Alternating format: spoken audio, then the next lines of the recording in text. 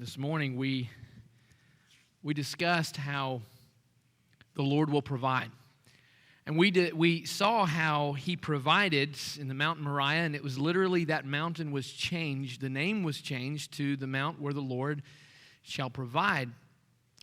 And we were discussing after the service, and I think it's very fitting, one of our shepherds came up to me and mentioned something about Genesis 22 and verse 6 that we didn't bring out. And it was from that I wanted us to have that as our focus for our devotional tonight. And it was Darnell Self mentioned something very profound. Let's read verse 6. It says, "And Abraham took the wood of the burnt offering, and he laid it on Isaac his son, and he took in his hand the fire and the knife, so they went both of them together." And what he was bringing out by this is, so you need to realize that he made him carry the wood. They carried the wood.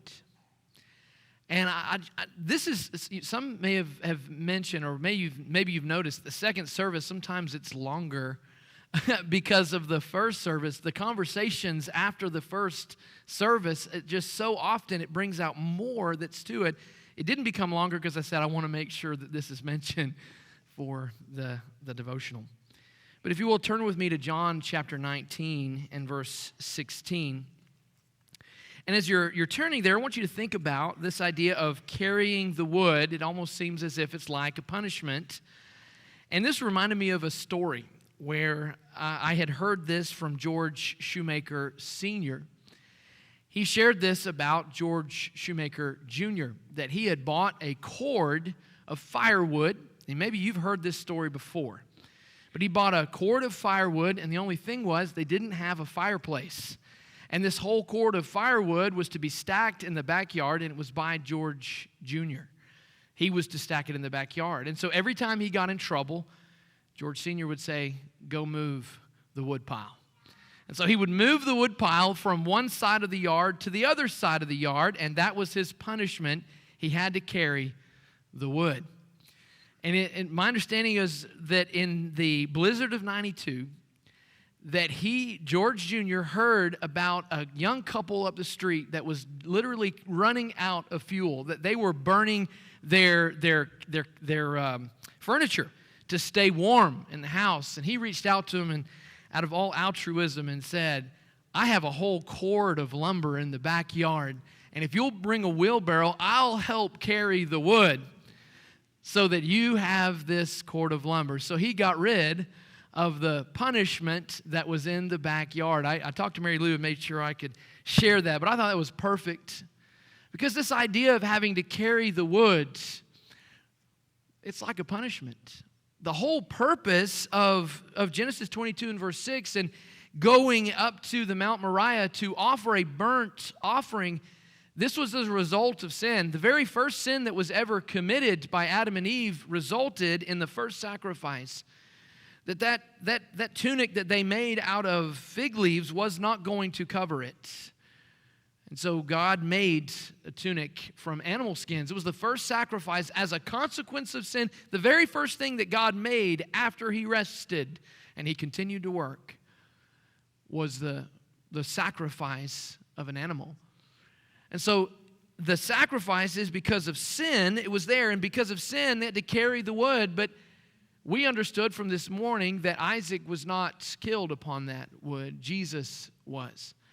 In John 19 and verse 16, it says, "So He delivered Him over to them to be crucified. So they took Jesus, and He went out, bearing His own cross, to the place called the place of the skull, which in Aramaic is called Golgotha.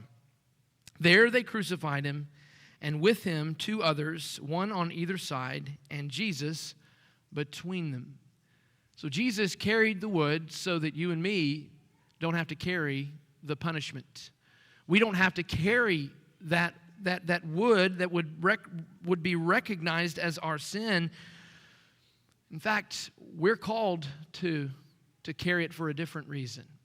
in Luke chapter 9, and I alluded to this morning, but I like to go here with this in mind. Luke 9:23, it says, "And he said to all, if anyone would come after me, let him deny himself and take up his cross daily and follow after me." You see, because Jesus literally carried the wood, because he literally carried the cross so that we don't have to, in punishment, we would gladly take up our cross to follow after him. He denied himself so that we can deny ourselves. And we must do this daily to follow after him. "For whoever would save his life will lose it, but whoever loses his life for my sake will save it. For what does it profit a man if he gains the whole world and loses or forfeits his soul? For whoever is ashamed of me and my words, of him will the Son of Man be ashamed when he comes in his glory and the glory of the Father and the holy angels." We need to realize that God has already saved the entire world. He's given that as an option, an opportunity through his Son carrying the wood. And so we deny ourselves so that others recognize this gift. As we follow Jesus, people will recognize and they'll see it and say, "I want to know more."